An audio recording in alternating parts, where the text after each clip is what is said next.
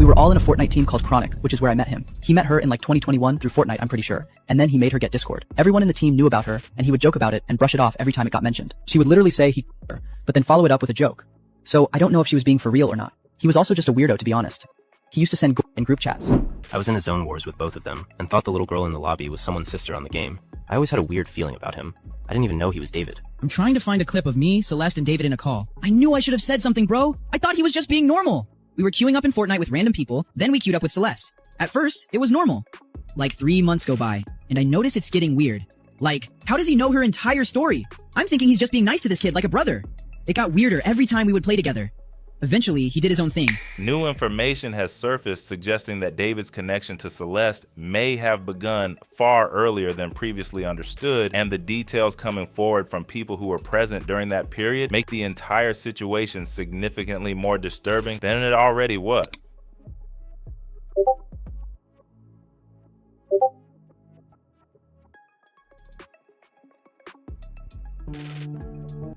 So before David was David, he used to go by the name Chronic Ant. 4 hours in the woods with Chronic Ant. Chronic Ant was a really good Fortnite player.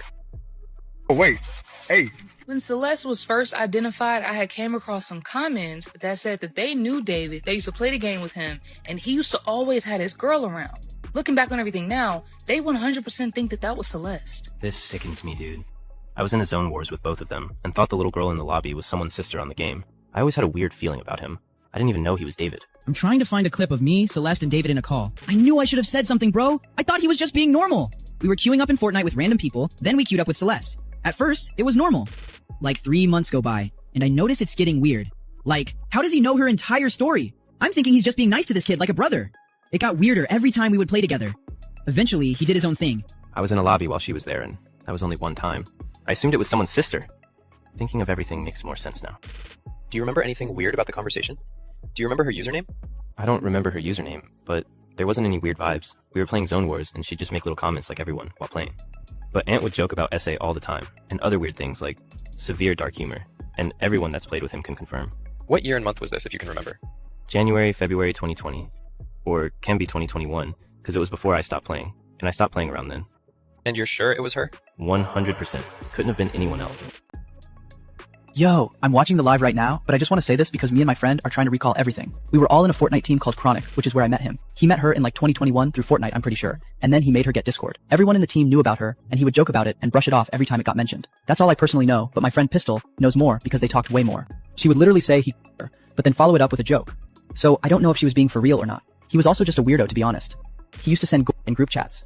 If everything that they allege was true, David was 15 years old and Celeste was 10. What makes these accounts particularly troubling is the age gap being described. If David was approximately 5 to 6 months older than Celeste, that would have made him around 15 or 16 during the period these gaming interactions were occurring, while Celeste was around 10. A teenager showing a romantic or possessive interest in a 10-year-old is not something that can be excused on the basis that both parties were minor. The behavior described, the consistent presence, the progressive familiarity, the discomfort it created in observers reflects a pattern that was problematic from the very beginning. One of the most troubling threads running through this entire case is the degree to which people around David actively worked to shield him from accountability, even as evidence of his conduct became increasingly difficult to ignore. A leaked Discord message from September 13, 2025, approximately 5 days after Celeste's remains were discovered, shows a moderator within David's Discord community explicitly instructing other members not to discuss the matching tattoos that David and Celeste shared. The reasoning given was that sharing that information could create problems for David. This message was sent days after a 14-year-old girl's dismembered body had been found in David's vehicle, and the first instinct of someone in his inner circle was to coordinate information suppression to protect him. This is the environment that allowed David's behavior to continue for as long as it did. He was not operating in a vacuum. He was surrounded by people, some very young, some old enough to know better, who treated him as an authority figure, a creative idol, someone whose reputation was worth protecting, even in the face of deeply disturbing evidence. When Celeste herself reportedly let something slip during a live stream about the nature of her relationship with David, the immediate response from those present was to delete the content. David himself was captured directing people to remove the footage. David David also had a well-documented history in these online spaces of sharing extremely graphic and disturbing content, images and material involving gore and violence that multiple people who knew him from that period described as a consistent part of his online behavior. People who engage in that kind of content consumption and distribution over an extended period of time are rarely operating from a healthy psychological baseline, and those who were around David during that time have confirmed this was a known and normalized part of how he presented himself in those communities. A TikTok from 2023 showed David himself asking his audience for advice on how to stop being what he described as the worst person in the world. The comments beneath that video included direct references to his conduct with minors, not as speculation, but as commonly understood facts within his follower base. This was not a secret to the people closest to him. It was openly discussed and consistently overlooked. A singer named Caden, who had maintained an online relationship with David for several years, recently released a series of direct messages exchanged between himself and David. So David's messages got leaked that had his thoughts when the investigation was ongoing for Celeste Rivas Hernandez. And these messages were leaked by a singer named Caden Neese, who has had an online relationship with David for years. And big apologies to Caden Neese, because I did think that these DMs ended up being fake, but after some research,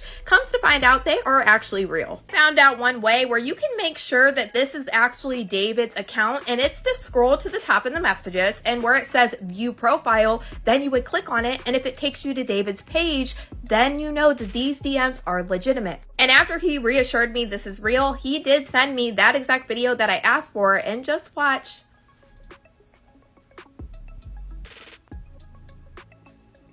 So after doing all of my research, running it through AI, also doing the way where you can verify this is a real message, and also his words saying that they are a real message, and seeing the messages that he had with David all the way since 2023, it seems like these DMs are accurate. But now let's get into what they actually say. So on October 15th at 10:30, he said to David, "I pray it's just all misinformation. The internet sucks." David says, "It really does. So much twisted and fake." He responds, "I'm sorry, dude." And David said, "God bless you, twin. Keep going with your music. Don't stop for nothing." And mind you, in October was literally just a month after Celeste Rivas Hernandez has been identified in the front of David's Tesla. David's responses in these messages are revealing in their own way. Rather than expressing any remorse, distress, or acknowledgement of what had happened to Celeste, he offered encouragement about Caden's music career, invoked religious language, and recommended Bible passages. On December 18th, this Caden kid messages David and says, "I know you're innocent, bruh, but why can't the world know? These people are stupid." Anyways, David responded to this saying, "Ha ha ha, with all humility, I would phrase it as mere ignorance rather than unintelligence. Trust in God, my friend. How has your journey into faith been going?" And then David proceeds to tell him different things about the Bible, recommending things about the Bible. And then Caden responds, "Damn, dude, thank you." And then he says, "Bro, of course, my goat. When people stop stalking my Instagram followers to make conspiracy theories, I gotta follow you back." And y'all remember the rumors that were going around? People swore they kept seeing him active on different social media accounts when he was basically ghost. Well, based off these Instagram messages that I got from Caden Neese, it seems like he really was active. And this message right here was very interesting because I've seen on Reddit where people were finding David's Letterboxd account where he was watching movies. And this is the account that they found on Reddit of David's Letterboxd account. And there was a lot of movies. So yeah. He presented himself as a person of faith, navigating unfair public scrutiny. He used the language of humility and grace while a murdered child's family was processing the discovery of her dismembered remains. A December 2025 message from Caden states directly that he believed David was innocent and expressed frustration that the rest of the world could not see what he believed to be true. David's response continued in the same vein, soft-spoken, spiritually framed, performing the role of a wrongly accused man of faith while privately maintaining an active social media presence that investigators and online communities had been tracking. The revelation that David was actively messaging messaging people on Instagram and engaging with online accounts during the investigation period aligns with everything else known about his behavior throughout this case. He was partying at his secondary residence in the Hollywood Hills. He was maintaining social connections. He was playing video games. He was exchanging encouraging messages with supporters. None of his behavior during that period reflected the conduct of someone experiencing guilt, grief, or fear of consequence. Coincides with what the messages are as well. Last time Kate and Niece actually talked to David was on March 28th, and he told him happy birthday, and David responded, "Thank you, brother." So this is literally just a couple of weeks before he was arrested. So definitely very interesting. You can see David's mindset. You can see him actually messaging with people on Instagram while this whole thing was going down. Also gonna play a slowdown video that I made from his videos that he was sending me of these conversations. That way you guys can see how much they actually talked.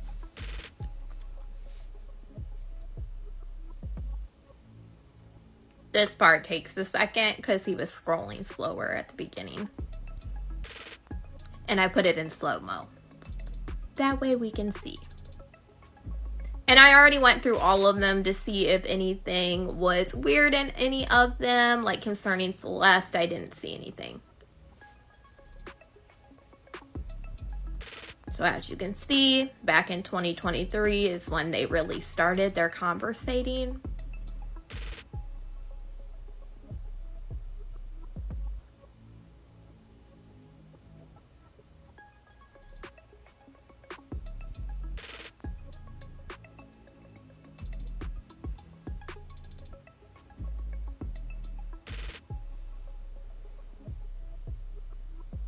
And it seemed like a lot about music, or when David would post on his story, he would say something about that. Until obviously this came out, and then he started, telling David he was sorry, and he believed that David is, or was innocent, is what he believed. I think now he might have a different viewpoint.